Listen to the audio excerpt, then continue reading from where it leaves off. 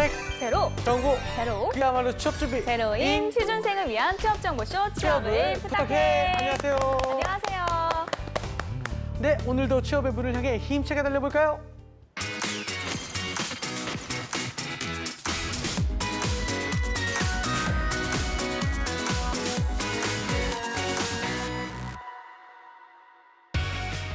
당신의 인생을 바꿔줄 기적의 자기소개서 비결 Doing Yourself DIY 자기소개서. 안녕하세요. 안녕하세요. 네, 오늘은 취업 컨설턴트 최현수 멘토님과 함께 할게요. 어서 오세요. 안녕하세요. 취업 컨설턴트 최현수입니다.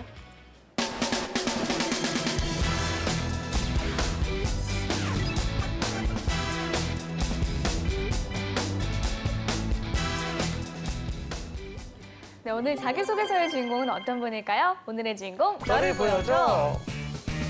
나왔습니다. 네, SK 케미칼 생산직 지원자인데요. 아무래도 당연히 이제 SK 그룹의 이제 계열사 중에 하나이지 않을까 싶은데요. 선생님, SK 케미칼은 뭐죠? 네, SK그룹이 맞고요. 계열사 중에 하나인데요. 화학과 생명화학 분야에 있어서 제조업체라고 보시면 됩니다. 바닥재라든가 흡음재라든가 방음재, 그리고 최근에는 이제 화장품 패키지까지 이제 제조를 하고 있는데요. 인간과 환경에 있어서 뭐 헬스케어 시스템 솔루션을 구축한다라고 하는데 그린 케미칼 비즈니스와 라이프 사이언스 비즈니스 양대 분야로 좀 나눠서 볼 수 있을 것 같습니다. 네. 알겠습니다. 이 화학 제품과 좀 의약품까지 만드는 회사이다 보니까 아무래도 좀 문과 출신은 어렵게 느껴지는데요. 네네. 재현 씨는 SK 케미칼 하면 좀 떠오르는 게 있나요? 어렵다라는 어렵다. 것이 이제 당연히 저도 문과 출신이라 떠오르는 것 같은데요. 아무래도 그 회사마다 케미칼이라는 이름 붙여진 건 너무 많은 것 같아요. 하나 케미칼, 뭐 어디 케미칼, 무슨 케미칼, 뭐 이런. 근데 사실상 그 케미칼이 무슨 일을 하는지에 대해서는 사실 잘 몰랐거든요. 네. 오늘 좀 많이 배웠으면 좋겠습니다. 저는 재현 씨가 좀 떠오르는데. 케미칼이요? 네. 왜요? 재현 씨가 좀 케미 요정이잖아요. 아이고 세상에 진짜. 그래서 떠오르답니다. 그렇군요. 아유. 네, 근데 이 화학 제품과 의약품 좀 안정성이 중요한 제품이라서 네. 꼼꼼한 사람들이 좀 어울리지 않을까 이런 생각들이 드는데요. SK 케미칼은 어떤 인재를 찾고 있나요? SK케미칼은요, 국제적인 안목과 능력을 바탕으로 적극적으로 도전하는 패기 있는 인재를 찾고 있습니다라는 네, 카페를 이제 내세우기도 하는데요. 네. 한마디로 말씀드리면 따뜻한 프로페셔널을 얘기하고 있습니다. 우선 네, 따뜻함에 대해서 얘기하는데 자긍심과 공동체 의식 그리고 상호 배려를 약간 강조하고 있고요. 프로페셔널은 내 일을 알고 도전적인 목표를 설정하고 철저하게 그리고 즐겁게 실행을 하길 원하고 지식을 좀 전수할 수 있는 그런 인재를 찾고 있다고 하는데요. 이 따뜻한 프로페셔널을 이제 실행하기 위해서 실제로 2017년 얼마 전이죠. 신입사원들을 대상으로 본사 근처에 있는 성남에 있는 이제 어르신들을 대상으로 봉사활동을 진행을 했는데요. 그 케미칼 기업 문화실장은요. SK케미칼의 인재상인 따뜻한 프로페셔널은 실력과 인성을 함께 갖춘 인재를 지향한다고 강조하면서 신입사원 때부터 행복 나눔 그리고 이웃사랑의 실천을 생활할 수 있도록 사회 공헌 활동을 진행하고 있다라고 얘기했다고 합니다. 그만큼 처음부터 이러한 사회에 공헌하는 마음가짐을 가진 따뜻한 인재를 찾고 있다고 보시면 될 것 같습니다. 네. 알겠습니다. 자, 그렇다면 오늘의 주인공이 관련 직무에 얼마나 적합한지 주인공의 프로필부터 살펴보겠습니다. 네. 남성분이시고요. 네. 취미와 특기가 스케이트보드입니다. 전공은 화학공학과고요. 네. 학점은 3.82점. 네. 자격증은 식스시그마 GB를 가지고 있네요. 그렇군요. 네, 어학 점수는 토익이 730점, 토익 스피킹이 레벨 6입니다. 예, 알겠습니다. 대뇌 활동으로는요, 근로장학생 6개월, 교회, 기업, 사무직 업무를 했고요. GMP 교육 1개월, GMP 관련 이론 교육 및 실습을 했다고 합니다. 경력으로는요, 한국수자원공사에서 1개월간 활성탄 성능 분석 및 평가를 했다고 하고요. 대한유팜이라는 제약회사에서 8개월간 제약 원료 품질 파트에서 일을 했다고 하네요. 여러 가지 많이 있네요. 일단 화학공학과 전공을 했는데 취미가 스케이트보드라는 걸 보면은 네. 굉장히 활동적인 그런 뭔가 편견을 좀 깨는 그런 친구인 것 같습니다. 저는요, 경력이 좀 눈에 가는데요. 네. 아무래도 SK케미칼이 화학 제품과 의약품을 생산을 한다고 하니까 제약회사 품질 관리 경험이 좀 도움이 되지 않을까라는 생각이 드는데 어떻게 보시나요? 네, 이런 실질적인 경험들이 도움이 되죠. 특히나 품질 관리와 생산 관리는 굉장히 밀접한 관련이 있습니다. 네. 생산 관리 쪽에서 이 제품의 양을 제대로 생산할 수 있도록 한다면 품질 관리 쪽에서는 품질의 퀄리티를 제대로 관리하는 거기 때문에 이 이 직무에 대한 이해가 기초가 된다면 네. 실제로 생산 관리 업무에 많이 도움이 될 것이기 때문에 충분히 플러스가 되는 경험이라고 할 수 있겠습니다. 알겠습니다. 이 졸업한 지는 1년이 넘은 것 같고요. 그 1년 동안 이제 어떤 준비를 해야 하는지도 좀 봐야 될 것 같은데 멘토님은 오늘 지원자의 프로필을 보고 좀 특별히 눈에 띄는 부분이 있나요? 네. 전반적인 내용에 대해서 좀 말씀을 해주셨고요. 자격증 중에 이제 식스시그마 GB가 있는데 네. 이 자격증 같은 경우는 그냥 이론만 하는 것이 아니라 실질적인 프로젝트 실습까지 들어가 있기 때문에 실질적인 역량을 키웠다라고 해서 좋은 자격증을 가지고 있는 것 같고요. 네. 전체적으로 단순히 이론에서 끝나는 것이 아니라 뭐 경험이라던가 실습으로 잘 이어져 있는 부분들이 좀 눈에 띕니다. 알겠습니다. 자, 그러면 지원자가 쓴 자기소개서를 보면서 지원 분야에 얼마나 적합한 인재인지 살펴보겠습니다.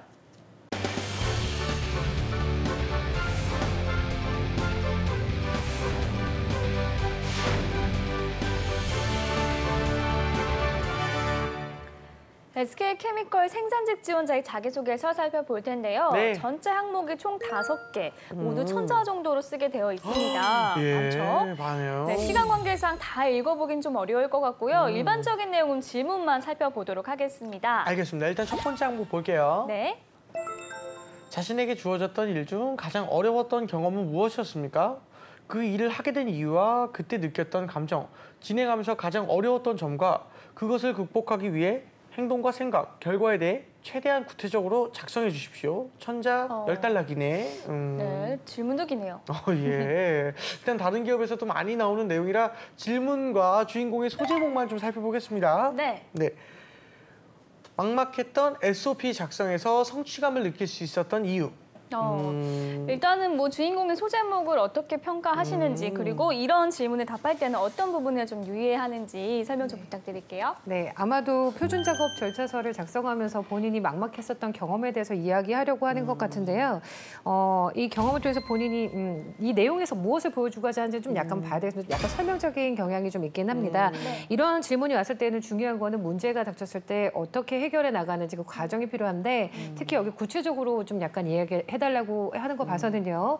요새 이제 트렌드에 맞는 스토리 전개 방식 위주의 본인의 경험을 구체적으로 써줬으면 하는 것 같습니다. 그래서 스타 기법을 통해서 어떠한 상황이었으며 그 상황에서 나에게 주어졌던 문제점이라던가 과제는 무엇이었고 이를 해결하기 위해 혹은 개선하기 위해 본인이 했던 행동들, 구체적인 행동들과 이 결과 느꼈던 점들까지 통합적으로 구체적으로 작성해 주시면 좋을 것 같습니다. 네. 알겠습니다.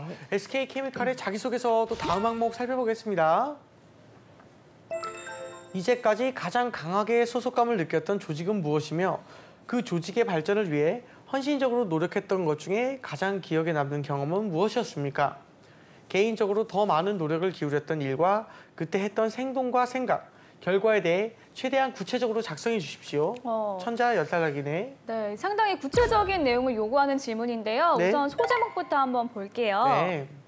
1번, 웨딩 스튜디오 아르바이트를 통해 얻은 주인의식으로 업무를 개선하다. 2번, 197개의 원료 보관 조건의 정리로 QA와의 협업 및 업무에 도움을 주다. 제목치고는 사실 좀 너무 길지 않나 이런 생각도 드는데요. 멘토님 어떻게 보셨나요? 네, 좀 약간 소제목치고는 내용이 좀 길죠. 것 아마 같아요. 많은 걸 보여주고 싶은 마음에 이렇게 길게 작성한 게 아닌가 싶은데요. 네. 소제목은 소제목입니다. 명쾌하게 어떤 내용을 담고 있는지 간략하게 한 구절, 한 문장으로 짧게 써주는 게 좋을 것 같고요. 해당 내용을 미리 좀 예측할 수 있거나 기대할 수 있는 좀 임팩트 있는 집중할 수 있는 제목으로 작성해 주시면 좋을 것 같습니다. 네, 알겠습니다. 자, 그럼 어떤 내용을 담고 있는지 제가 한번 읽어볼게요. 웨딩 스튜디오 아르바이트를 통해 얻은 주인의식으로 업무를 개선하다. 웨딩 스튜디오에서의 업무 경험은 능동적으로 업무를 처리하는 자세를 갖추게 해주었습니다. 구성원 하나하나가 주인의식을 가지고 회사의 발전을 위해 노력하는 모습은 평소 다른 조직에서는 느끼지 못한 경험이었습니다. 이런 경험은 수동적으로 업무에 임하던 저를 능동적인 자세로 바꾸어 주었습니다. 실제로 제약회사에서도 능동적인 태도로 업무에 임하다 보니 업무 효율성을 위한 개선 사항이 보이기 시작했습니다. 197개의 원료 보관 조건의 정리로 QA와의 협업 및 업무에 도움을 주다. 제약회사 원료 품질 파트에서 업무를 수행하면서 QA 쪽에서 원료 보관 조건에 대해 요구하는 일이 많았습니다. 처음에는 창고에 가서 직접 찾아 전달했지만 요구가 잦아지다 보니 많은 업무량으로 잦은 야근과 스케줄의 변동으로 파트원들이 힘들어했습니다. 또한 파일로 정리되어 있지 않아 같은 원료도 다시 조사하는 경우가 많았습니다. 저는 불편함을 줄이고자 두 가지 기준을 가지고 개선 방안을 찾았습니다. 첫 번째는 시간 분배입니다. 많은 업무량으로 따로 시간을 내기가 쉽지 않았기에 원료 보관 조건을 조사하거나 검체 채취하는 시간을 이용했습니다. 특히 원료를 다 정리하기에는 시간이 없었기 때문에 197개 원료 중 우선순위를 정해 많이 쓰이는 95개의 원료를 선별했습니다. 두 번째는 QA 쪽에서 기본적으로 요구하는 보관 조건, COA, 포장 용기를 중심으로 정리했습니다. 이를 바탕으로 원료의 보관 조건과 제조업체의 COA를 조사했습니다. 각 원료의 1차, 2차 포장 용기를 사진으로 찍어 첨부했고 엑셀을 통해 가나다 순으로 정리했습니다. 이는 실제로 보관 조건을 넘겨주거나 관련 보고서를 작성할 때 시간의 단축과 업무의 효율성에 도움이 되었습니다. 또한 주인의식을 바탕으로 한 능동적인 자세는 조직의 발전에 기여할 수 있다는 것을 알게 되었습니다. 입사 후 능동적으로 업무에 임하며 효율적인 업무를 위한 방안을 마련함으로써 매출로도 이어지는 모습을 보여드리겠습니다. 일단은 뭐 질문이 길어서 그런지 답변도 다소 좀 어긋난 느낌을 받는데요. 이 질문에서 처음에 가장 강한 소속감을 느낀 조직을 묻고 있는데 정확히 이건 나타나지 않았던 것 같아요. 이 소재와 내용은 어떻게 평가하십니까? 네, 맞습니다. 우선 가장 중요한 건 질문의 요지를 파악한 다음에 그것에 맞는 대답을 먼저 두 가지로 얘기해주고 그에 대한 설명이 지금 부수적으로 따라와야 되는데 지금 보시면 본인의 경험들을 나열하고 능동성에 대해서 이야기 강조하고 싶은 것 같아요. 그래서 그 얘기를 하려다 보니 본인이 어떤 행동을 했다라는 내용들만 있는데요.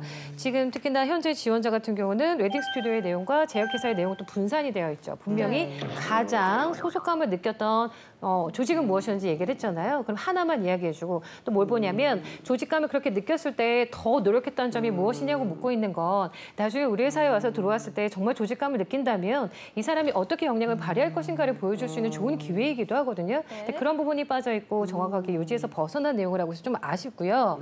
또 하나 능동성을 이야기하고자 하지만 보면 첫 번째 단락에서 웨딩 스튜디오 아르바이트 이때에 능동적인 업무 처리 능력을 갖게 해주었다. 그리고 구성원들의 이제 주인의식이 강조되다 보니까 본인이 능동적으로 움직였다라는 내용은 별로 없고요. 갖게 되었다라는 거에 포커스가 맞춰 있어서 오히려 반대로 수동성이 더 좀 약간 돋보이는 문장이라 본인이 무엇을 강조하는지에 대해서 정확하게 맞춰서 내용들을 좀 정리하는 게 좀 필요할 것 같습니다. 네. 알겠습니다. 다음 항목은 질문만 또 간략히 살펴보겠습니다. 네. 자신에게 요구된 것보다 더 높은 목표를 스스로 세워 도전했던 경험 중 가장 기억에 남는 것은 무엇입니까? 목표 달성 과정에서 아쉬웠던 점이나 그때 느꼈던 자신의 한계는 무엇이고 이를 극복하기 위해 했던 행동과 생각, 결과에 대해 최대한 구체적으로 작성해 주십시오. 천자 10달러 기내에. 네, 도전적인 경험에 대해서 묻고 있는데요. 네. 이런 질문에 답을 할 때는 좀 어떤 점에 유의하면 좋을까요? 네, 질문이 도전 정신에 대한 것도 묻고 있지만 포괄적으로 많은 내용을 갖고 있는데요. 우선 네. 도전 정신에 대한 질문은 핵심이 목표라고 보시면 됩니다. 그래서 목표죠. 목표를 설정을 하고 도전을 해서 이걸 이루기 위해서 어떠한 행동을 했는지 명확한 목표 설정과 이에 따른 행동들이 어떻게 진행됐는지를 구체적으로 설명해 주는 것이 필요하겠습니다. 알겠습니다. 자, 시간 관계상 이제 전체 내용을 확인해 보기는 좀 어려울 것 같고요. 그 주인공의 소제목을 먼저 살펴보겠습니다. 네. 목표 수행을 위한 책임감은 팀워크를 튼튼히 한다. 네, 도전 정신을 물었는데 이제 책임감 얘기를 좀 하고 있는 건데 소제목을 어떻게 좀 평가하시나요, 선생님? 맞나요? 좀 도전 정신을 좀 묻고 있는데 책임감 얘기를 하고 있다. 이게 좀 네, 아마도 목표를 이제 수행함에 있어서 본인의 기본적인 가장 강점은 책임감이 기반이 된다는 얘기를 하려는 의도로 보입니다. 그런 의도. 근데 여기서도 좀 마찬가지로 전체적인 지금 소제목이 굉장히 설명적이어서 핵심 포인트를 접근하기보다는 좀 나열한다라는 느낌이 좀 들거든요. 그래서 명확하게 보여주고자 하는 책임감과 도전 정신을 바탕으로 이뤄낸 자신만의 목표 달성을 표현하거나 아니면 그 밖에 간략한 핵심 내용을 표현할 수 있는 문구로 좀 약간 압축하는 것이 좋겠습니다. 알겠습니다. 네, 알겠습니다. 또 다음 항목을 살펴보도록 하겠습니다. 예. 기존과는 다른 방식으로 시도하여 이전에 비해 조금이라도 개선했던 경험 중 가장 효과적이었던 것은 무엇입니까? 그 방식을 시도했던 이유, 기존 방식과의 차이점, 진행 과정에서 했던 행동과 생각, 결과에 대해 최대한 구체적으로 작성해 주십시오. 이를테면 혁신 혹은 개선의 경험을 좀 묻고 있는 것 같은데요. 소제목부터 한번 보도록 할게요. 네. 유연한 시각으로 부모님의 인력, 자본 문제에 도움을 드리다. 뭔가 남들이 보지 못한 부분을 좀 찾아내서 개선을 했다는 것처럼 보이는데요. 소제목 어떻게 보시나요?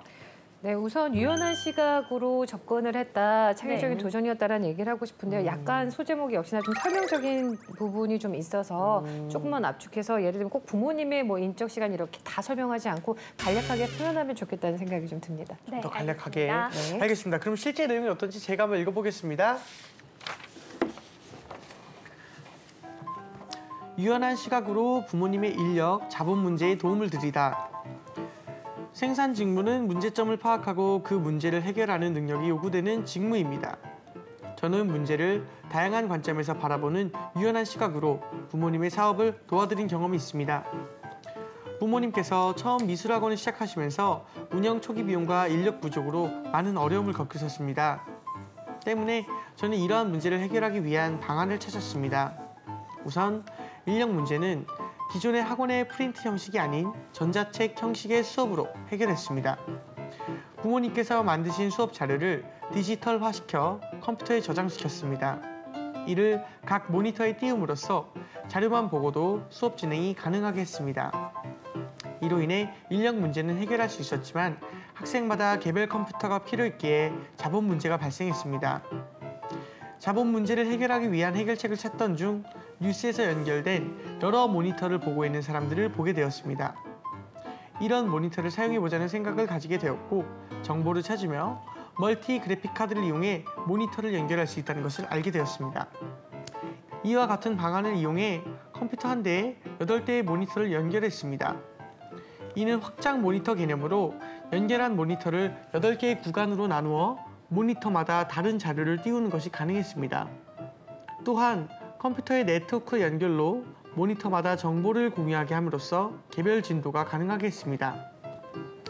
이로 인해 실제로 몇 대의 컴퓨터만으로도 수십 명의 개별 지도가 가능해지면서 인력 및 자본 문제를 해결할 수 있었습니다. 여러 면을 보고 활용하려는 저의 자세가 부모님께 도움을 드리면서 물건을 다른 시각으로 바라보는 것의 중요성을 깨달았습니다. 이는 생산 직무에서 업무 및 공정에 대한 문제를 해결할 때 다양한 시각으로 문제를 바라보고 효율적인 방법으로 해결하여 품질 개선을 이뤄내는 데 큰 도움이 될 것입니다. 네, 질문의 의도에 적합한 경험이 아닐까 생각이 드는데요. 어떻게 평가를 하시나요? 네, 소제목에 비해서 실제 네. 내용 굉장히 알차게 잘 알차죠? 정리를 네, 네. 알차입니다. 창의력 있게 창의적 문제 해결 능력, 그리고 도전해서 새롭게 방법을 찾아낸 것들도 굉장히 좋았고요. 또 마음에 들었던 건 부모님을 위해서 노력한 모습도 좋았습니다. 그리고 마지막에 본인이 생산관리직에 어떻게 연결하여서 직무에 역량을 발휘할 것인지도 연결한 것도 좋았습니다. 알겠습니다. 계속해서 이제 마지막 항목의 질문 살펴보겠습니다. SK 입사 후에 어떤 일을 하고 싶으며 이를 위해 본인이 무엇을 어떻게 준비해 왔는지 구체적으로 기술하십시오. 경력직의 경우에는 경력 위주 기술, 천자 10달러 기내. 네. 입사 후 하고 싶은 일과 그 직무 역량을 위한 노력을 좀 묻고 있는데 경력직이 아닌 경우다 하면 이제 어떻게 좀 강조를 써야 되나 이런 게 좀 고민일 것 같습니다. 네, 경력직이 아닌 경우는 어쩔 수 없이 실제로 네. 일해본 것들이 없기 때문에 이 직무에 대한 본인의 의지, 열정 이런 것들을 바탕으로 어떻게 역량을 강화했는지에 대해서 좀 약간 어필을 하는 것이 좋을 것 같습니다. 그리고 또한 본인의 성향 중에서 잘 맞는 부분을 강조해 주셔도 좋을 것 같고요. 그리고 이야기하는 것처럼 대외 활동이라던가 다양한 활동, 스터디, 모임 이런 것들을 통해서 실제 실무는 해보지 않았지만 그거에 근접할 수 있게끔 많은 공부를 했다. 그리고 더 좋은 건 뭐 그 회사에 직접 가본다던가 해서 경험했던 내용들을 작성하는 것도 좋을 것 같습니다. 알겠습니다. 자, 그러면 주인공은 어떤 내용을 적었는지 소제목부터 한번 볼게요. 목표, 문제 해결과 다양한 개선책을 제시하는 엔지니어. 입사 후 목표를 제시하고 있는데요. 소제목 어떻게 보셨나요? 네, 뭔가 앞에 목표라고 얘기해 주니까 겸손한 느낌이 좀 들기도 해서 좋긴 한데요. 그렇군요, 네. 네, 전체적으로 어떤 엔지니어가 돼야겠다, 직관적으로 보여주는 건 좋습니다. 조금만 더 보태해서 좀 개선을 하면 좋겠다라는 생각이 드는 건 지금 SK케미칼 같은 경우는 따뜻한 프로페셔널을 강조하고 있기 때문에 또 마음이 따뜻한 그런 엔지니어 쪽으로 접근을 해서 그런 따뜻함도 같이 보여주면 좋지 않을까 이런 생각도 마음이 듭니다. 네, 알겠습니다. 자, 그러면 내용은 어떤지 제가 한번 읽어볼게요. 목표, 문제 해결과 다양한 개선책을 제시하는 엔지니어. 평소 문제를 개선하는 것을 좋아하는 저는 작은 개선이 회사의 매출과 고객의 만족까지 영향을 끼치는 생산 직무에 관심이 생겼습니다. 또한 제가 개선한 부분이 실제로 업무에 반영되며 생산되는 것을 현장에서 본다는 것이 매력으로 다가왔습니다. 특히 이런 생산 직무에서 보다 싸고 좋은 품질을 만들기 위한 고민으로 공정을 개선함으로써 원가 절감과 생산성 향상을 이루어 나가고 싶습니다. 이를 위해 2가지 목표를 실현해 나가고 싶습니다. 네. 첫째, 문제 해결입니다. 공정에 문제가 발생했을 때 어느 부분이 잘못된 것인지 알기 위해서는 각 공정에 대한 이해와 지식이 필요합니다. 하지만 실무 경험이 없었기 때문에 생산 공정을 간접적으로 경험하고자 식스시그마 GB 과정에서 GMP 관련 교육을 수강했습니다. 또한 화학공학도로서 화공양론, 공정 제어, 디지털 제어 등의 전공 수업으로 관련 지식을 함양해 왔습니다. 이런 지식과 8개월간의 제약회사 품질 관리 경험을 살려 품질에 문제가 발생할 때 문제 요소를 빠르게 캐치하고 개선하는 부분에 기여하겠습니다. 2번째, 소통입니다. 학부 시절 창업에 관한 교양 수업에서 조장을 맡아 팀 과제를 진행했습니다. 처음에는 조원들에게 가게를 직접 방문해 인터뷰해보자고 제안했지만 시험 기간이라 조원들의 반발이 있었습니다. 팀 과제는 팀원들과의 협동에 그 의미가 있다고 생각했기 때문에 대화하며 협의점을 찾으려 노력했습니다. 이를 통해 방문뿐 아니라 전화나 페이스북 메신저로 인터뷰를 진행하는 방안을 찾았습니다. 이로 인해 효율적인 시간 관리가 가능해지면서 제가 원했던 인터뷰 진행과 조원들이 공부할 시간도 확보할 수 있었습니다. 입사 후 서로의 상황을 이해하고 최선책을 찾으려는 소통으로 원활한 커뮤니케이션에 기여하겠습니다. 네, 일단 소통은 조직 생활에서는 사실 꼭 필요한 것이지만 입사 후 하고 싶은 일이 소통일 것이다라고 생각하기에는 좀 아닌 것 같다는 생각이 좀 드는데요. 어떻게 평가하시나요? 네, 아마도 문장을 약 구성하면서 네. 약간 오류가 있었던 것 같습니다. 문제는 소통이 아니라 소통을 통해서 어떠한 목표를 이루겠다라는 것에 접근해야 되겠죠. 맞는 말씀이시고요. 그래서 지금 예를 들면 문장 표현의 능력이 아쉽기 때문에 소통을 바탕으로 어떠한 생산 관리자가 된 것이 목표이다가 돼야 되겠죠. 첫 번째, 문제 해결 능력이 뛰어난 엔지니어입니다라던가 둘째, 소통하는 생산 관리자입니다가 되는 것이 목표이다라는 식으로 이야기한 후에 이런 문제 해결을 어떻게 할 것인지 그리고 생산 관리를 어떻게 할 것인지 이렇게 하기 위해서 어떠한 역량을 발휘해 이제까지 키워왔는지 등을 좀 약간 풀어주시면 좋겠고요. 네. 입사 후 포부에 좀 구체적으로 작성해 주시면 더 좋을 것 같습니다. 알겠습니다. 자, 지금까지 SK케미칼 생산직 지원자의 자기소개서 살펴봤고요. 네. 이번에는 저희가 나설 차례죠. 재원이와 도미의 비급 처방전입니다. 네, 오늘 제가 주인공에게 드리고 싶은 처방전은요. 일단 소제목적인 부분에서요. 그동안 다른 지원자들의 자기소개서보다는 훨씬 내용을 요약하는 식으로 좀 잘 쓴 것 같기는 한데 약간 길고요. 그리고 임팩트가 좀 부족한 것 같아요, 소제목에. 그래서 좀 소제목들을 전반적으로 조금 더 짧고 임팩트 있는 방향으로 수정을 해보면 훨씬 더 눈에 띄는 자기소개서가 되지 않을까라는 생각이 드네요. 네, 당신은요? 저는 마음속으로 소제목을 써라라고 말씀드리고 싶은데요. 이 단락별로 돼 있거든요. 근데 단락이 잘 연결되면 좋지만 연결이 안 된 게 조금 아쉬워요. 그래서 이 유기적으로 연결되려면은 내가 소제목을 단락별로 하나 이렇게 마음속으로 정한 다음에 그 소제목들이 서로 이어지나 안 이어지나를 먼저 판단하시는 거. 이렇게 해야지 좀 전체적으로 통일성 있는 글이 탄생하지 않을까라는 생각을 했습니다. 네. 자, 멘토님 저희의 처방전 어떻게 보셨나요? 네, 저도 소제목에서 좀 아쉬움을 느꼈었는데 두 분 다 네. 핵심 포인트를 잘 잡아주신 것 같습니다. 네네. 세부적으로 들어가라는 얘기를 하셨는데 네네. 그런 이야기가 있죠. 예를 들면 방송인 중에 1등이 되려면 힘들죠. 근데 내가 만약에 취업방송 중에 1등이 되려면 좀 나아지고요. 그래서 네네. 여자 중에 1등이 되려면 좀 나아지고요. 그렇죠. 점점점 이렇게 소규모로. 범위를 줄여가면 그 네. 안에서의 강점을 발휘할 수 있는 본인의 위치가 포지션이 좀 올라갑니다. 그래서 좀 더 세부적으로 들어가서 본인의 가장 강점으로 집중해서 들어간다면 더 좋은 자기소개서의 소제목이 나오지 않을까 생각이 듭니다. 좋은 알겠습니다. 처방전입니다. 네, 알겠습니다. 이렇게 해서 멘토의 특급 처방전과 MC들의 지극히 주관적인 처방전까지 전해드렸습니다. 네.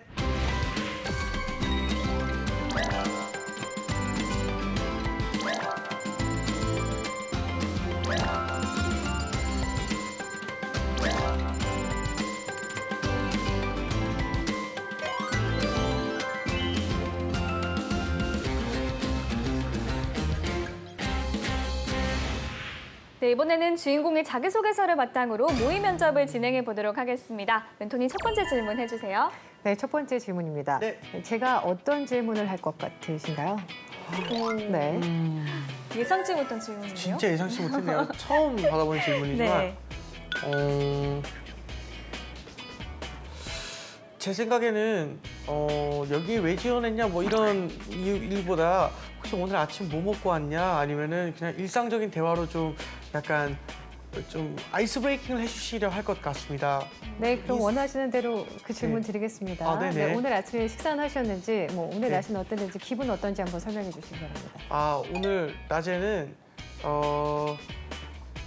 밥을 먹지 못했습니다. 취준생의 입장이 좀 힘들다는 것을 좀 설명드리고 싶었습니다. 그래서 저는 라면을 아쉽게도 먹고 왔고 이런 간절함을 좀 어렵지만 간절함을 담아서 좀 이렇게 면접장에 임하려고 일부러 과식하거나 그러지 않았습니다.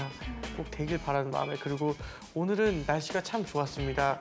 가는 길도 날씨가 참 좋았으면 좋겠다는 생각이 들 정도로 오는 길 동안 내내 SK케미칼 오는 내내 설레임으로 가득 찼던 그런 날씨였던 것 같습니다.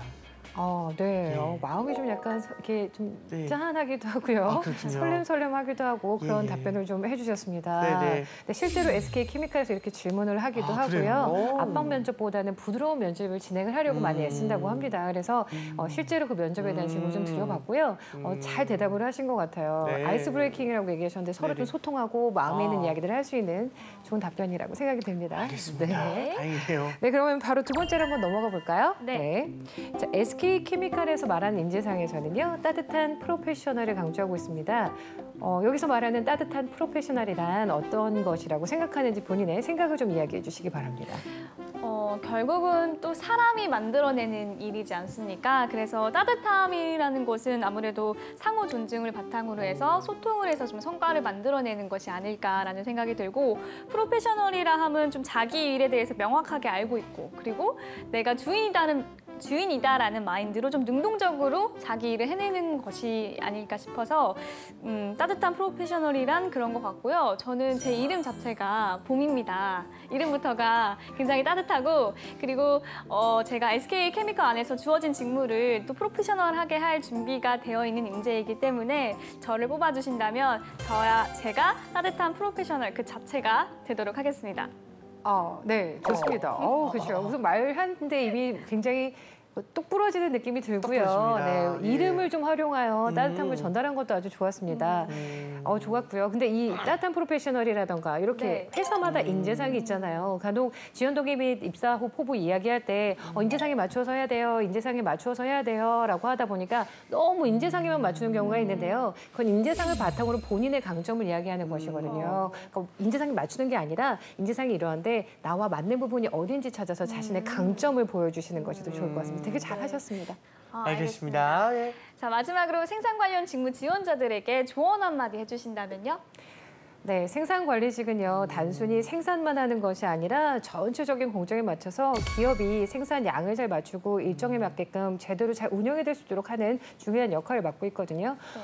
아시겠지만 생산관리직은 단순히 업무 프로세스라던가 공정만 보는 것이 아니라 다양한 부서와의 협업이 굉장히 중요합니다. 그렇기 때문에 우선 먼저 사람에 대한 관심부터 시작하시고 서로 어떻게 소통할 것이고 함께 일을 어떻게 만들어갈 것이냐에 대한 좀 집중을 하셨으면 좋겠고요. 당연히 직무에 대한 기본적인 지식과 전문 기술은 습득을 하셔야 되겠죠. 네, 아마 그렇게 하신다면 원하시는 직무 앞으로 하시고 원하시는 직업 찾지 않으실까 기대해 봅니다. 네, 알겠습니다. 알겠습니다. 일단 뭐 관련된 지식을 기반으로 말씀하신 따뜻한 프로페셔널 네. 그런 인재가 되면 될 것 같다는 생각이 좀 드네요. 네. 자, 오늘은 SK케미칼 생산직 지원자의 자기소개서 살펴봤습니다. 탄탄한 자기소개서로 취업의 꿈을 이루길 바라면서 DIY 자기소개서 오늘 순서는 여기서 마치겠습니다. 감사합니다.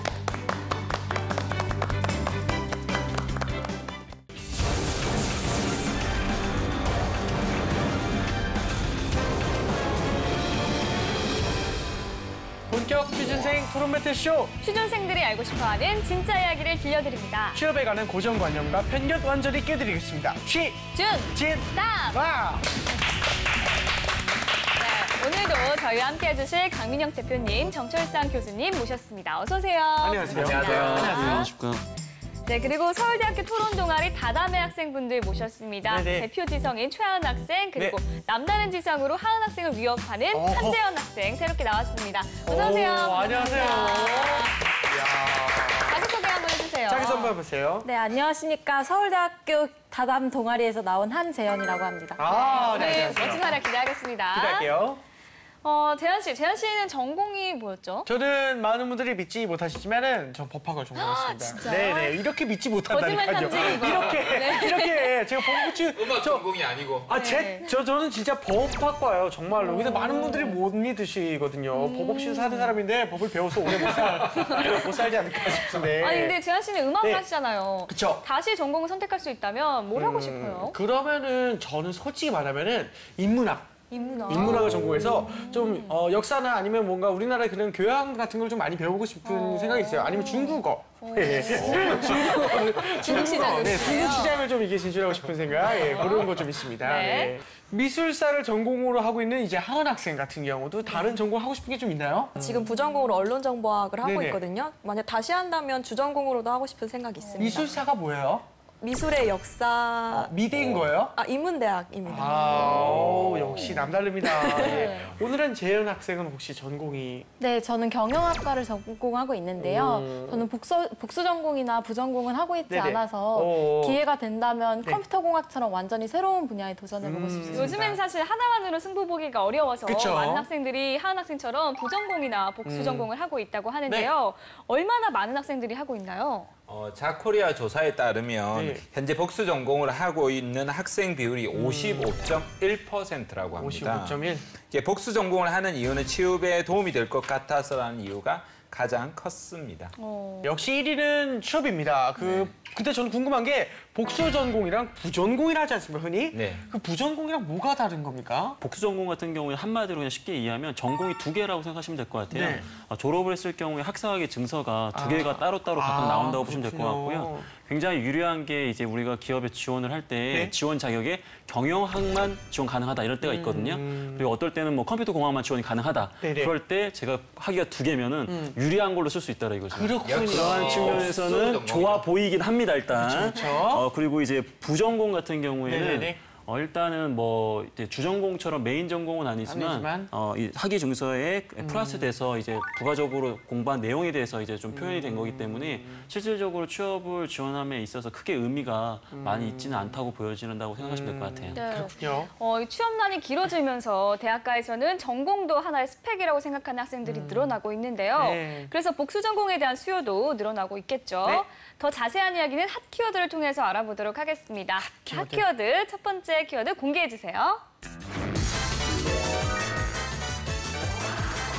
취업과 복수 전공 첫 번째 키워드 과연 인구론. 인구론이 뭐예요? 복수 전공 인구론. 인구론, 그러니까 인구 이론이에요, 정말? 네. 인구론 아니면 무슨 약자 아닐까요? 인간들이 구속된 그런 구제해야 되는 네네. 네. 첫 번째 키워드 준비한 하은 학생. 네, 인구론이 뭔가요? 네, 인구론은 취업 시장에서 나타난 신조어인데요. 네네. 인문계 학생의 90%는 논다라는 말의 약자예요. 그러니까 문과계열 출신 학생들의 취업난이 심화되기 때문에 이런 말들이 생겨났는데 이게 유의어 비슷한 말로는 문송하다라는 말이 있어요. 이게 뭐예요? 문송하다? 문과라서 죄송합니다. 말했네요. 야, 나네. 내가 그런 말 잘해요. 문과라서 죄송합니다. 죄송합니다. 괜찮아요. 죄송하지 말아요. 예. 죄송한 일이 아닙니다. 그죠? 그렇죠? 예. 네. 전혀 죄송한 일이 아닌데. 그럼요. 또 이와 반대로 대비되는 네. 이과 학생들이 이야기하는 게 전학이라는 말이 있답니다. 전학이? 어떤 뜻인지 아시겠어요? 모르겠어요. 뭐예요? 전공이 화학과인데 기가 막히네. 전학이 그러니까 말 그대로 취업이 잘 되는 학과를 네. 이제 이야기한대요. 전자전기학과, 화공. 화학공학 맞습니다. 화공, 맞췄습니다. 화공. 기계공학과. 공학과. 이런 학생들은 이제 LTE 속도로 이제 전화기 속도로 취업이 된다라고 해서 전화기라고 이런 컴공은 좀 닉네임을 아닌가요? 네. 컴공. 컴공도 잘 되긴 하겠지만 네네네. 그 중에서도 특별하게 더 잘 되는. 그렇군요. 이런 키워드만 봐도 네. 이공계와 인문계의 차이를 좀 보여주는 단어들 같은데 그쵸. 실제로 이공계와 인문계의 취업률 차이 좀 얼마나 될까요? 네, 인크루트 자료에 의하면 2015년도 하반기의 경우에 대기업의 인문사회계열 같은 경우에는 안타깝게도 채용자의 34.6% 정도만 합격을 했고요. 자연 이공계 아까 얘기했던 전화기 취업 깡패들 포함해서 이 자연 이공계는 53.6%가 합격을 했다고 합니다. 그리고 대기업, 중견기업, 중소기업을 합쳤을 때는 아무래도 네. 이 인문상결 채용자 33.2%밖에 안 되고 이 자연 이공계열은 이제 57.2%로 나타났다고 하거든요. 네네. 이게 사실 20% 차이면은 실제로 우리 대학교에서 인문계와 그리고 이제 자연 이공계 학생들 비율이 거의 절반 정도 봐도 되는데 네. 20% 차이면 정말 엄청난 겁니다. 아, 그렇군요. 네, 그래서 문과생들이 복수 전공을 유난히 더 많이 하는 것 같아요. 네. 한국직업능력개발원에서 조사를 했었는데요. 네. 주전공에 따른 다전공 비율이 인문계열이 무려 42.1%나 된다고 합니다. 그 다음으로 교육계열, 사회계열 이런 문과계열 학생들이 참 다전공을 많이 하고 있고요. 오히려 공학이나 의학계열처럼 취업이 좀 보장되는 학과의 경우에는 비교적 다전공을 선택하는 비율이 적었습니다. 아. 저는 인문계 졸업생으로서 우리 인문계열 학생들에게 취업의 문이 좀 더 넓어졌으면 좋겠습니다. 맞습니다. 자, 그러면 두 번째 키워드 한번 살펴볼까요? 네. 아, 그 마음도 참 이뻐요. 자, 취업과 복수 전공 두 번째 키워드. 네. 과연? 경영학과 재은 학생이군요. 네, 이거 뭔지 왠지 알 것 같아요. 왠지 복수 전공으로 경영을 제일 많이 선택하지 않나. 그래서 그렇죠. 뽑힌 키워드가 아닐까라는 생각이 아무래도 좀 드는데요. 취업과 가장 관련이 깊은 학과를 꼽아라면 네. 경영학과는 빠질 수가 없죠. 복수 전공을 가장 네. 많이 어쩌면 선택하는 네. 학과일 수도 있고 취업 네네. 깡패라고도 여기도 네. 인문 계열에서는 네네. 가장 경상 계열로 해서 선호하는 학과가 아닐까 이런 생각이 듭니다. 반대로 생각을 해보면 오히려 경영학과 친구들이 복수 전공을 제일 많이 하는 거 아니에요? 그럴 수도 있겠다. 네네네. 근데 참고로 저도 경영학을 복수를 했거든요. 아. 근데 학창 시절에 항상 이게 네. 수강 신청할 때 너무 힘들어했던 기억이 경영학이. 하도 많은 학생들이 경영학을 복수를 하니까 네. 이 전공 과목 필수인데도 수강을 하기가 쉽지가 않더라고요. 경영학을 나와서 창업을 안 해. 아, 그게 문제예요. 예. 네, 알겠습니다. 경영을 안 하니까. 네, 두 네. 번째 키워드 준비한 우리 재현 학생. 네. 어떤 뜻인가요? 자기 과인가요? 네, 정말 MC분들이 말씀해 주신 네네. 것과 일치하는 얘기였는데요. 경영학과를 복수 전공으로 택하는 가장 많은 학과라고 합니다. 그래서 캠퍼스 위크에서 조사한 결과에 따르면 복수 전공을 하고 있거나 또는 할 계획인 학생들에게 조사를 해봤더니 네. 1위가 경영학에 포함된 상경계열이었습니다. 또 인크루트가 기업 인사 담당자들을 대상으로 조사를 해봤는데요. 네네. 33.5%나 되는 기업 인사 담당자들이 네. 경영학 전공자만을 선발하거나 또는 우대하는 직무가 있다고 밝혔습니다. 아무래도 이런 취업 세태 속에서 학생들은 당연히 경영학과나 상경계열을 복수 전공으로 택할 수밖에 없는 것이 안타까운 현실인 것 같습니다. 그렇군요. 강민혁 대표님, 왜 기업에서 경영학과 학생들을 선호하는 걸까요? 일단은 뭐 요약해서 말씀드리면 실용적이기 때문인 것 같아요. 아무래도 어떤 전공을 했더라도 향후에 기업 활동에서 어떠한 역할을 업무를 보더라도 기본적으로 회사의 이러한 밸류체인이나 그런 부분들을 좀 빠르게 이해할 수 있다면 그렇죠. 자기 직무에서도 좀 더 많은 퍼포먼스를 낼 수 있다고 기대하는 거겠죠. 네, 근데 최근에는 인문계열 학생들이 문과가 아닌 이과까지 넘보고 있다. 이런 말을 하는데 그게 진짜 사실인가요? 네, 바로 이제 융합형 인재를 꿈꾸는 것인데요. 융합형 인재. 요즘에는 인문 계열 그리고 상경 계열마저도 취업이 어렵다 보니까 그쵸. 문과생들이 이공 계열을 복수 전공하는 경우가 또 많다라고 해요. 그렇죠. 특히 컴퓨터 공학과가 요즘 인기가 많다고 해요. 알파고나 프로그래밍 이런 게 인기가 많은데요. 그렇죠. 그 저희 학교 컴퓨터 공학과만 해도 이번 학기에 네. 67명이 복수 전공을 신청했다고 합니다. 과거에는 거의 없었는데 요즘엔 아무래도 인기가 높아지고 있죠. 아, 그렇군요. 융합형 인재라니 진짜 쉽지 않은 것 같습니다. 마지막 키워드도 한번 보겠습니다. 네. 자, 취업과 복수 전공. 네, 세 번째 키워드. 과연 과연 20만 원. 오. 20만 원? 복수 복수 전공이 20만 전공을 원. 하면 아, 학생 20만 한 원. 학기당 뭐 평균 20만 원이 더 들어간다. 뭐 이런 월 20만 뜻일까요? 원. 네네, 이런 거 아닐까요? 아니면 뭐 책값. 책값이 20만 원. 책값이 20만 원. 아니면 공부하는데 더 힘들어서 많이 먹게 되니까 식비가 20만 원 썼습니다. 아니, 뭐가 복수 있을까요? 전공하는 친구들이 이게 네네. 처음 드는 과목이다 보니까 인강을 듣기도 한다고 그쵸, 해요. 그쵸. 그래서 그런데 들어간 비용이 아닐까. 공부 비용. 네. 비용이 조금 더 들어갈 수도 있기는 하지만 네. 실제로는 이 반대로 복수 전공하는 학생들이 오히려 20만 원 정도를 더 받는 걸로 이렇게 한국직업능력개발원에서 조사가 됐다라고 합니다. 아. 그러니까 대학 때 복수 전공을 하면 20만 원 정도를 더 받을 수 있는데요. 네네. 문과를 택해서 졸업했을 때는 네. 급여 평균이 180만 9천 원인데 네네. 인문계열 다 전공자의 경우에는 201만 4천 원으로 20만 5천 원 정도를 더 받는 것으로 나타났습니다. 그렇군요. 아, 복수 전공 그렇다면 해야겠네요. 한 달에 20만 원이면 그렇죠. 1년에 한 달에 240만 원, 10년이면 2,400만 원입니다. 그렇죠. 네. 그렇죠. 학생은 한 달에 20만 원 더 받는다면 솔직히 말하면 복수 전공 당연히 하겠죠, 좀. 투자 그쵸, 대비 그쵸? 할 수 있습니다. 네. 저는 그렇지 않아요? 네, 20만 원보다 잘 더- 사는구나. 네, 더 심적으로 힘들 것 같아서 네, 20만 원 과감히 20만 포기하겠습니다. 20만 원 포기하고 편하게 살겠다. 네. 그럼 20만 원 받고 지금 불편하게 살겠다는 사람들. 이게 되게 업적 보이잖아. 복리 효과라는 게 있습니다. 그러게요. 20만 원에서 출발이 되기 때문에 출발한 게 아니라 이게 이제 연봉 인상이 아, 할 때 그게 그쵸. 계속 누진되기 누진처럼, 때문에 예, 나중에는 더 큰 이게 돈. 억대까지 올라갈 수 있습니다. 후회할 텐데. 빨리 선택하십시오. 네. 아닙니까? 전 요즘 좀 돈이 궁해서 그런 말 안 해서. 이런 얘기들만 들으면 복수 전공을 해야 할 것 같은데요. 실제로 복수 전공이 취업에 얼마나 도움이 되는지 궁금합니다. 그쵸. 그래서 이번 주 토론 배틀을 준비해봤습니다. 오로지 취준생의 취준생에 의한 취준생을 위한 취준 진담 오늘의 주제 공개합니다.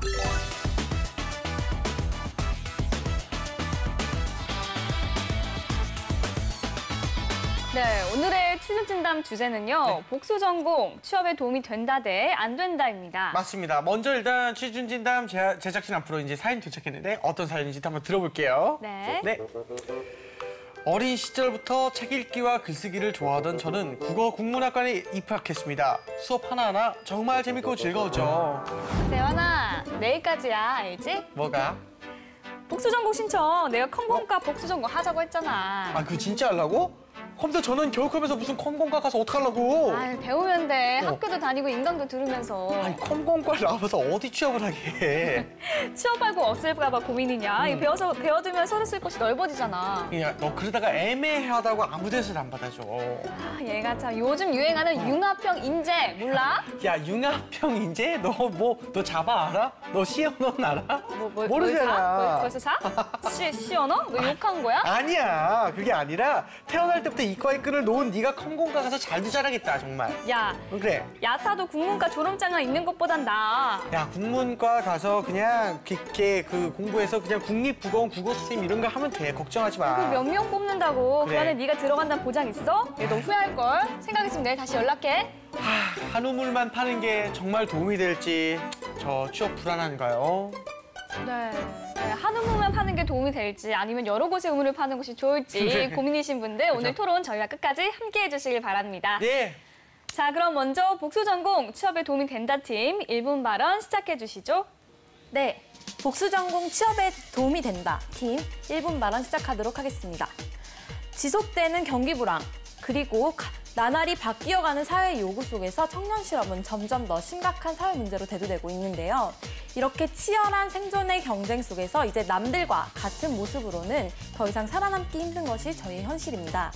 이런 와중에 취업 시장에서 복수 전공을 했다는 것은 단순히 내가 두 분야에서 전문성을 갖춘 것뿐만 아니라 사회가 요구하는 융합형, 통합형 인재임을 드러내는 요소이기도 합니다. 또 자기가 가고자 하는 기업에서 요구하는 직무에 알맞은 준비를 할 수 있는 기회이기도 한데요.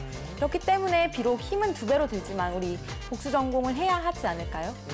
알겠습니다. 네. 자, 이번에는 상대팀 1분 발언 시작해 주시죠. 네. 복수 전공 취업에 도움되지 않는다 팀 1분 발언 시작하겠습니다.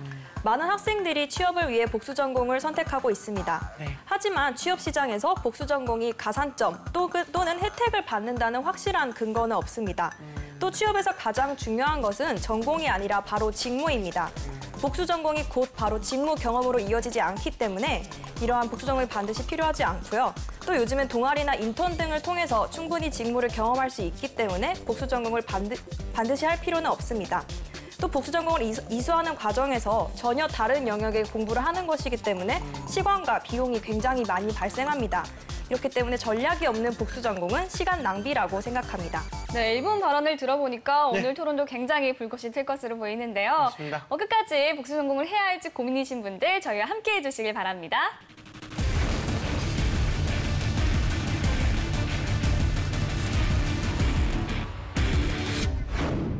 네, 그럼 재현 학생부터 먼저 시작해 주시죠. 네, 요즘 사회에서 요구하는 스펙은 단순히 한 가지만 잘하고 한 가지 공부만 할 줄 아는 학생이 아니라 여러 가지 분야에서 잘 적응할 수 있고 네. 또 통합형 인재를 요구하고 있기 때문에 복수 전공이 절대적으로 취업에 유리하다고 생각이 됩니다. 그렇군요. 네. 혹시 하십니까? 저는 하고 있지 않지만 그렇습니까? 제가 예. 안 해봤더니 네네. 아무래도 하는 게 나은 것 같습니다.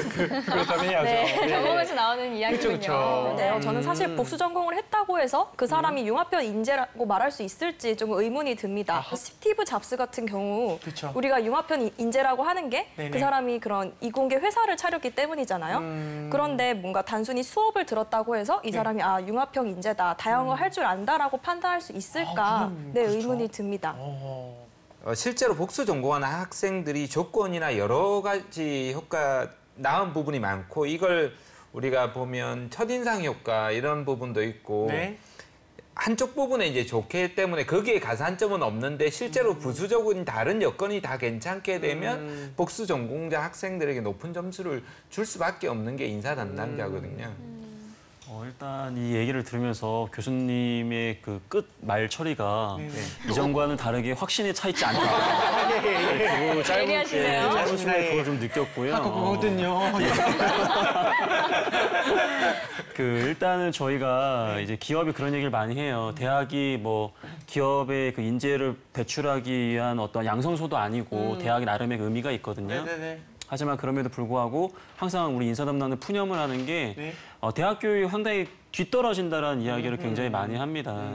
그런 이유는 이제 학문 자체가 실용적이지 않다. 네. 지원하는 직무에 크게 도움이 되지 않는다라는 기본적인 그런 정서가 깔려 있는 거거든요. 네네네. 물론 이공계 같은 경우에는 경험을 쌓기 어렵기 때문에 전공 과목에 대한 성취도가 굉장히 중요합니다. 네네네. 근데 솔직하게 이공계 학생한테 그 이공계 전공을 따라가기도 벅차서 헉헉거리는 애들한테 네네. 복수 전공을 시킨다? 이거는 제가 봤을 때 현실적이지 않은 것 같고요. 그러니까 인문상경계 같은 경우에는 상대적으로 시간이 남을 수는 있겠지만 인문상경계는 가장 중요시 여기는 것은 전공 과목에 대한 성취도가 아니라 직무 관련 경험에서 가장 큰 가점을 줍니다. 만약에 복전공도 하면서 직무 관련된 경험을 다양하게 쌓을 수 있다면 물론 좋겠죠. 하지만 시간이라는 그리고 물리적인 자원이라는 측면에서 바라봤을 때 우리 인문상경계 학생들이나 이공계 학생들이 복수전공을 하는 게 과연 좋을까? 그 부분 좀 우려가 되네요. 방금 맞아주세요. 직무 관련 경험이라고 이제 말씀을 해주셨는데요. 사실 대부분의 대기업에서 대졸자를 상대로 채용을 할 때 직무 능력 시험을 보는 게 대부분입니다.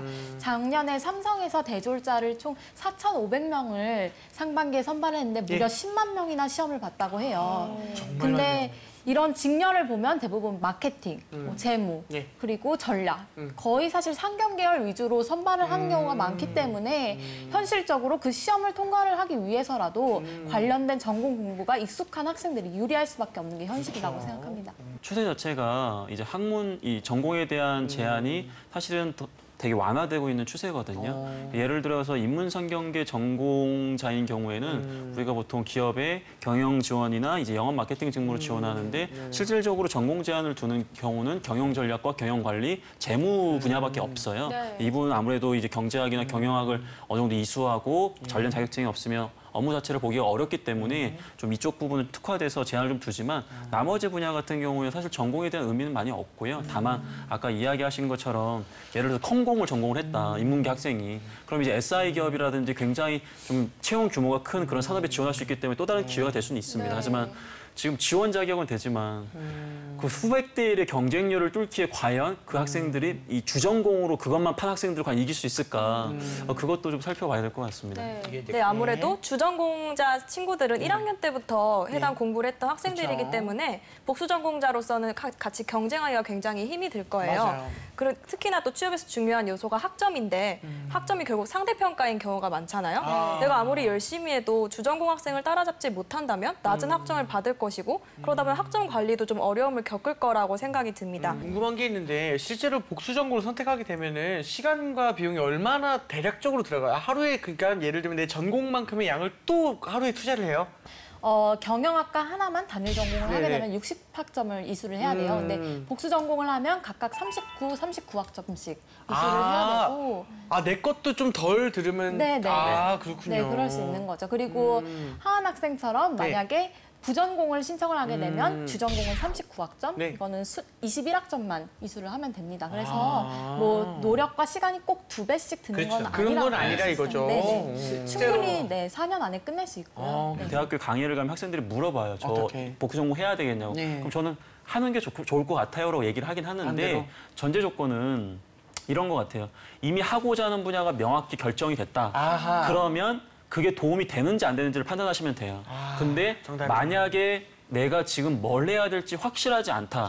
그러면 저는 경영학이라는 학문을 복수 전공 혹은 부전공으로 하라고 조언을 드리긴 합니다. 정말 그 가슴에 와닿는 얘기야. 내가 뭘 하고 싶은지를 알아야 된다는 것. 이게 가장 인생에 있어서 가장 중요한 것 중에 하나가 네. 아닐까 싶습니다. 네네. 네, 하고 싶은 학문이어서 그 전공을 복수 전공 한다고 하면 저도 말리지 않을 건데 요즘 많은 학생들이 복수 전공을 하는 까닭이 결국 취업이라는 목적 하나 때문이잖아요. 그렇다면. 그렇다 보니까 훨씬 더 어려움도 많을 것이고 네. 그리고 정말 취업을 위해서라면 사실 만약 내가 경영학을 복수 전공했다 네. 했을 때도 근데 그런 학생들이 너무 많잖아요 이제는. 그러니까 실제 복수 전공하는 학생이 25% 넘게가 네. 경영 경제를 선택한다고 하는데 네. 그거를 마치 자기의 차별화된 무기로 삼기에는 이젠 너무 보편화되지 않았나. 차라리 다른 것에 더 강점을 찾아야 되지 않나 싶습니다.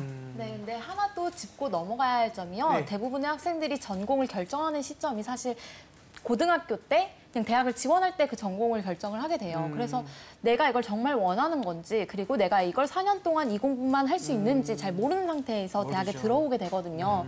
그래서 오히려 대학에 와서 새로운 전공에 도전을 하면서 자신이 몰랐던 자신의 흥미나 또 적성을 찾아 나갈 수 있는 부분도 분명히 있다고 생각합니다. 오늘 논제가 복수 전공 좋다 안 좋다가 아니라 사실 취업에 도움이 된다 안 된다잖아요. 그래서 네. 그런 취업의 관점에서 좀 더 생각해 볼 필요가 있는 것 같아요. 네. 그래서 제가 관련해서 인사 담당자들이 어떤 코멘트를 했나 찾아봤는데 뭐 단일 전공 지원자라 해서 뭐 불이익을 받는 것은 아니다.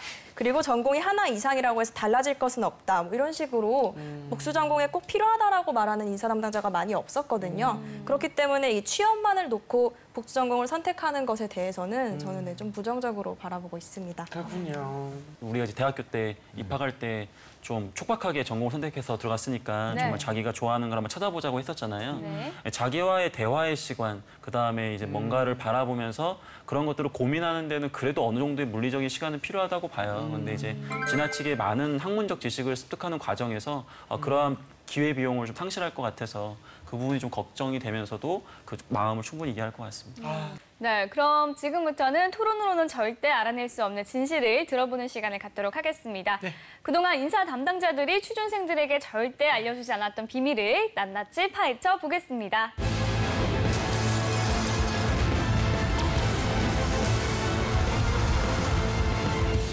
네, 지금 많은 학생들이 복수 전공을 할 것인가 말 것인가 되게 고민하고 있습니다. 네. 나도 스티브 잡스가 될 수 있는가?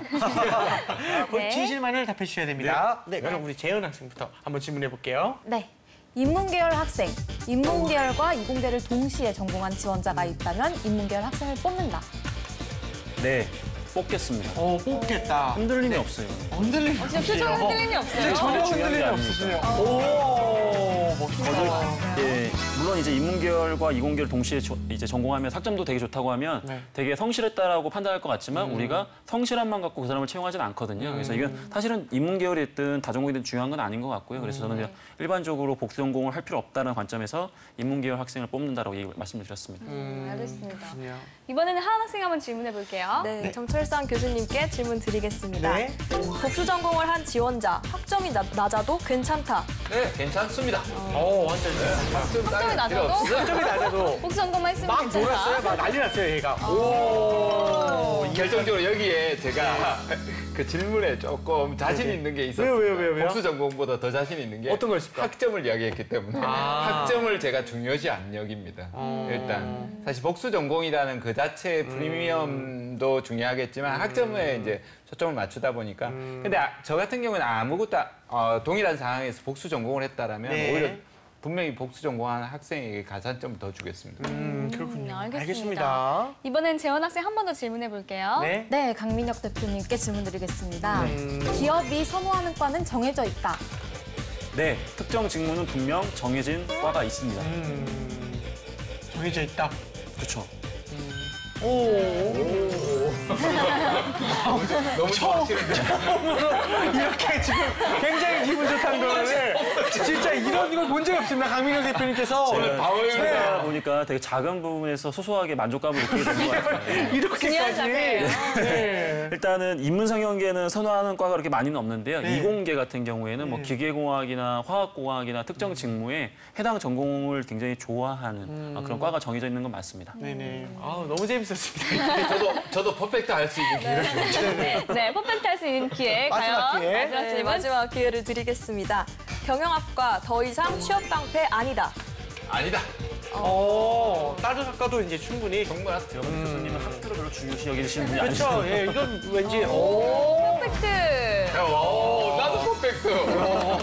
네, 이런 게 저는 있군요. 개인적으로 학과보다는 충분히 모든 것들을 그 학생이 어떻게 노력해 나가느냐에 따라서 직무에 초점을 맞추는 것이 가장 중요하다고 생각합니다. 그렇군요. 알겠습니다. 지금까지 복수 전공에 대한 솔직한 의견 들어봤습니다. 네. 자, 이제 마지막으로 최후 발언 해주시죠. 네, 최후 발언 말하도록 하겠습니다. 네네. 문송합니다. 인구론, 이러한 신조어가 생길 만큼 대학생, 특히나 인문대생의 실업 고민은 날이 갈수록 커져가고만 있는데요. 이런 와중에 취업을 준비할 수 있는 가장 효과적인 길은 바로 복수 전공이 아닐까 싶습니다. 주전공과 더불어서 보다 기업 직무에 직결되는 공부를 병행을 할 수 있고요. 또 여러 시각을 갖고 일 자체에 접근할 수 있기 때문에 여러 가지 기회에 대해서 더 열린 자세로 취업을 준비할 수 있다고 생각을 합니다. 이렇기 때문에 단연 취업 시장에서 단일 전공을 한 학생에 비해서 돋보일 수밖에 없고요. 결국 이런 치열한 취업 시장 속에서 우리가 나를 차별할 수 있는 길은 복수 전공을 택하는 것이라고 생각합니다. 아, 그렇군요. 복수 전공 취업에 도움되지 않는다 팀 최후 발언하겠습니다. 전공이 하나여도 지원하는 분야에서 자신의 재능을 보인다면 그걸로 충분하다. 한 은행의 인사 담당자의 말입니다.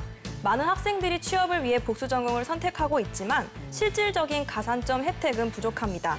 또 복수 전공 외에도 관련된 직무 경험을 할 수 있는 기회들은 충분히 열려 있습니다. 이수 과정에서의 많은 시간과 비용을 투자하면서까지 취업을 위해 복수 전공을 할 필요는 없다라고 생각합니다. 네, 잘 들었습니다. 네. 덧붙일 내용 있으신가요?